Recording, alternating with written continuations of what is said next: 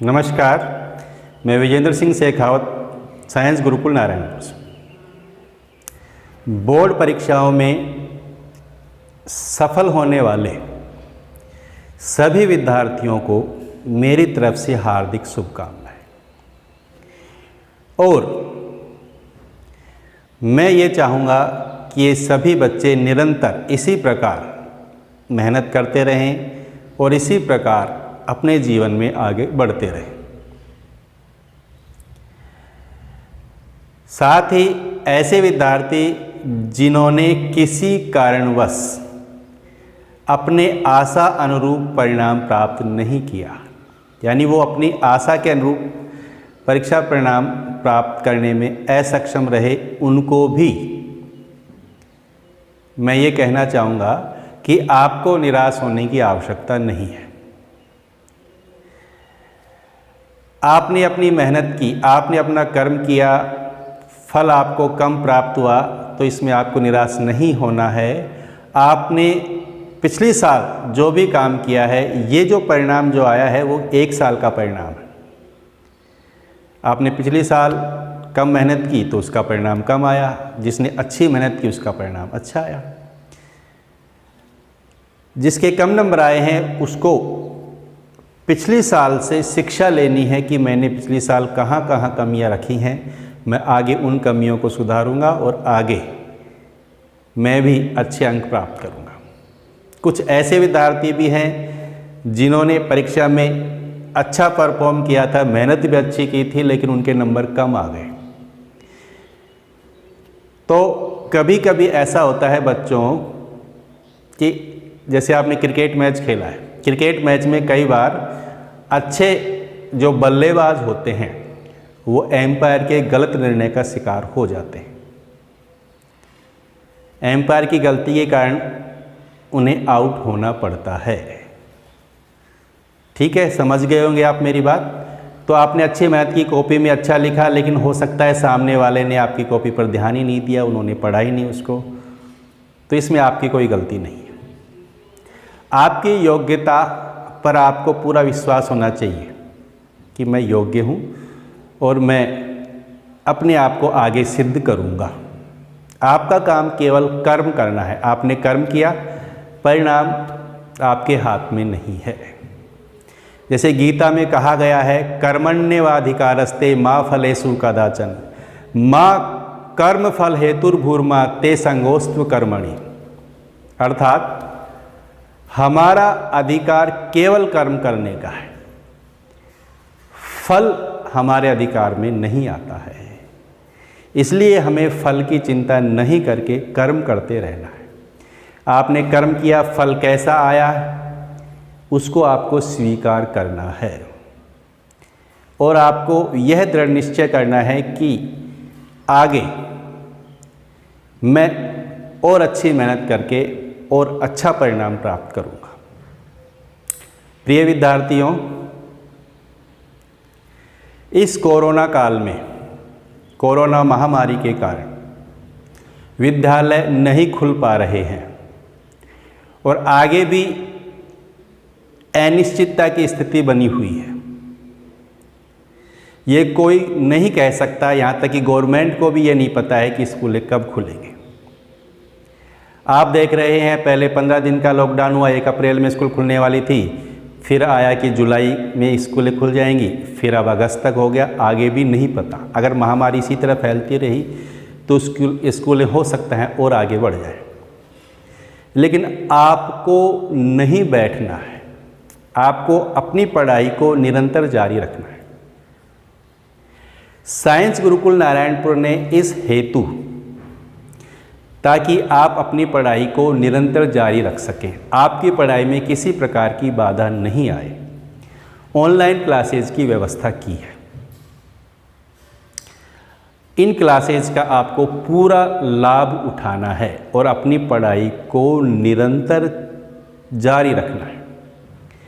कुछ स्टूडेंट्स बहुत खुश हैं, बढ़िया है, स्कूल नहीं खुल रही हैं, मज़ा आ रहा है, उनको छुट्टियां हो रही हैं। लेकिन बच्चों, ये आपके भविष्य का सवाल है। आपका कैरियर का सवाल है। कुछ स्टूडेंट्स या कुछ अभिभावकों का कहना है कि सर अभी तो स्कूल खुलेंगी तो अभी सिलेबस भी कम हो सकता है, या कई तरह की बातें सामने आ रही हैं, इसलिए वो बहुत ज़्यादा सीरियस नहीं हो रहे हैं अपनी पढ़ाई के प्रति। बच्चों मैं आपको बता दूं, अगर सिलेबस कम होता है तो उसमें भी आपका ही नुकसान है। क्यों? क्योंकि सिलेबस कम होगा, टॉपिक कम होगा, तो आप उस टॉपिक को नहीं पढ़ पाएंगे। उसके कारण क्या होगा, आपकी उस टॉपिक के प्रति जो नॉलेज है वो बिल्कुल नहीं हो पाएगी, आपको उस टॉपिक की नॉलेज नहीं हो पाएगी। और आपके साथ वाले जो स्टूडेंट्स हैं, आपका कंपटीशन यहाँ एक क्षेत्र से नहीं है, आपको आगे भविष्य में पूरे ऑल इंडिया के छात्रों के साथ कंपटीशन में बैठना है। आप ये समझे कि मैं नहीं पढ़ रहा तो कोई नहीं पढ़ रहा, ऐसा नहीं है बच्चों। बच्चे आज से 2 महीने पहले से ही लगातार पढ़ना शुरू कर चुके हैं। जो 10वीं से 11वीं में आए हैं उन्होंने पढ़ाई बहुत पहले चालू कर दी है, और ऐसे स्टूडेंट्स ही आगे बढ़ते हैं। तो आपको ये मान करके चलना है कि आपका कंपटीशन आपके आसपास के बच्चों से नहीं है, जो घूम रहे हैं इधर उधर। आप भी ये सोचते हो कि अरे फलाना नहीं पढ़ रहा तो म्यूज़िक पढ़ने की क्या ज़रूरत है, या उसी स्कूल में पढ़ाई नहीं हो रही तो हम क्या पढ़ करके कलेक्टर बन जाएंगे। ऐसा कई अभिभावकों का कहना भी होता है। लेकिन बच्चों, आपको अपनी पढ़ाई को निरंतर जारी रखना है, बैठना नहीं है, आलस्य नहीं करना है। आपने जैसे संस्कृत में पढ़ा है, अलसस्य कुतो विधा, अविधस्य कुतो धनम, अधनस्य कुतो मित्रम, अमित्रस्य कुतो सुखम। ठीक है, तो आलस्य छोड़ो और अपनी पढ़ाई को नियमितता प्रदान करने की कोशिश करो। उत्तिष्ठ जागृत प्राप्य वरान्नि बोध, ये स्वामी विवेकानंद ने कहा है। उत्तिष्ठ जागृत प्राप्य वरान्नि बोध, यानी उठो, जागो और चलो, और जब तक चलो जब तक कि तुम्हें मंजिल प्राप्त नहीं हो जाती। तो बच्चों, आपको चलना है, लगातार चलना है, और तब तक चलना है जब तक आपको मंजिल प्राप्त नहीं हो जाती। ऐसे स्टूडेंट्स से मैं विशेष कहना चाहूँगा जिसके किसी कारणवश एग्ज़ाम में नंबर कम आ गए हैं, उन्हें निराश नहीं होना है। यह परिणाम आपकी 1 साल का ही परिणाम है, यह आपकी पूरे ज़िंदगी का परिणाम नहीं है। समझ गए? तो इस से दूर हो, इस निराशा से उबर करके आप आगे मेहनत करना शुरू कर दो। देखो बच्चों, मैं आपको उदाहरण देता हूँ। आपने सचिन तेंदुलकर का नाम सुना होगा। सचिन तेंदुलकर, जिसको आज क्रिकेट का भगवान कहा जाता है। सचिन तेंदुलकर अपने पहले मैच के अंदर 0 रन पर आउट हो गए थे। 0 रन पर आउट हो। अगर सचिन तेंदुलकर उस समय ये सोचते कि मैं कुछ नहीं कर सकता, मैं तो 0 पर आउट हो गया, मैं तो क्रिकेट खेलना ही छोड़ दूंगा, या मैं ऐसा आगे क्या कर पाऊंगा, नहीं उसके जो गार्जियन थे, नहीं उसके जो कोच थे, उन्होंने ऐसा सोचा। उन्हें पता था कि सचिन तेंदुलकर में योग्यता है। वो आज किसी कारणवश 0 पर आउट हो गया, इसका मतलब ये नहीं है कि वो अयोग्य है। और वही सचिन तेंदुलकर जिन्होंने कितने रिकॉर्ड बना दिए, ऐसे रिकॉर्ड बना दिए जिनको अभी कोई बल्लेबाज नहीं तोड़ पाया है। समझ गए? तो एक असफलता से आपको घबराना नहीं है।